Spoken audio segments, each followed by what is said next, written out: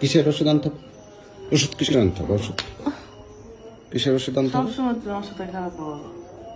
খারাপ বাবা একজন আপু কি? কমেন্টও করছে যে সারাক্ষণ আপনার সাথে বাইরে আর এত শরীর খারাপের নাটক প্রতিদিন করা লাগে? প্রতিদিন তোমার শরীর খারাপ থাকে? আমার প্রতিদিন থাকে খারাপ, আমি তো প্রতিদিন থাকি না। আমি তো প্রতিদিনই দেখি মাথা ব্যথা, ঠান্ডা, জ্বর, শরীর তো কমে না। হ্যাঁ, আমার জ্বর না, আমার ঠান্ডা নাই। হাতির মতো শরীর নিয়ে মানে সব সময় অসুস্থ, সব সময় বাবা আমি অসুস্থ। এখন যাক সর। ওঠো সর। ওঠো ওঠো যাও, আমি ঘুমাবো। ওঠো। আমিও কিন্তু ঘুষি ঘাসি দেওয়া দিব। আমি খাবার খাবো, যাও। ওঠো ওঠো ওঠো ওঠো আমি ওঠো। রান্না করে রাখছি, তুমি খাও। আমার তো শরীরটা ভালো না, আমি সব রান্না করে রাখছি। গরম করো, যাও। গরম করে দিয়ে আসছি, তুমি বাইরে শুধু খাবা। বাইরে দাও, আমি বাইরে খাইতে পারবো না। এটা ঠিক না, কিন্তু আমার শরীর খারাপ। এটা কিন্তু একটা নবীর সুন্নত যে স্ত্রী অসুস্থ থাকলে ওঠো, ফালতু সবসময় ওঠো। বারবার ফাজলামি, কথাবার্তা ভালো লাগে না তোমার। এই দোলনায় উঠছ, তোমার নিয়ে ভেঙে পড়ে যাবে তো। হ্যাঁ? হালকা দোলনা, ভেঙে যেতে পারে না। হুম? হুম।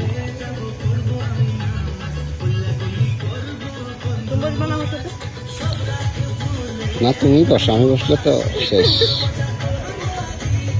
ঠিক আছে, তোমার ওয়েট নিতে পারবো না। ওইখানে দেখো তো কত কিলো ওয়েট লিমিট, ওইখানে দেখো কত কেজি। 140 কেজি, আমি তো 150 কেজি। তাহলে আমাকে নেওয়া যাবে?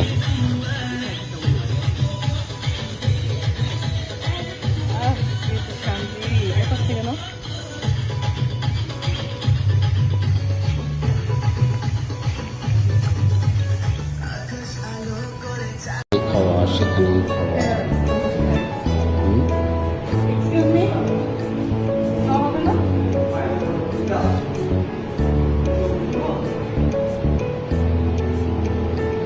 না ওইখান থেকে না,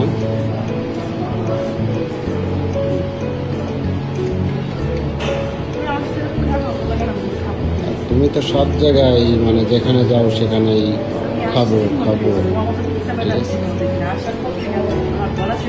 কিপটা মানে? আর তোমার মানে শরীরের দিক তাকাইছো কখনো যে এত খাবো খাবো করো? ঠিক আছে, হ্যাঁ, দিন দিন হাতির মতো হয়ে গেছে, তারপরে খাওয়া খাওয়া করো। ঠিক আছে, আরে বসো বসো বসো, আরে বসো। সরি।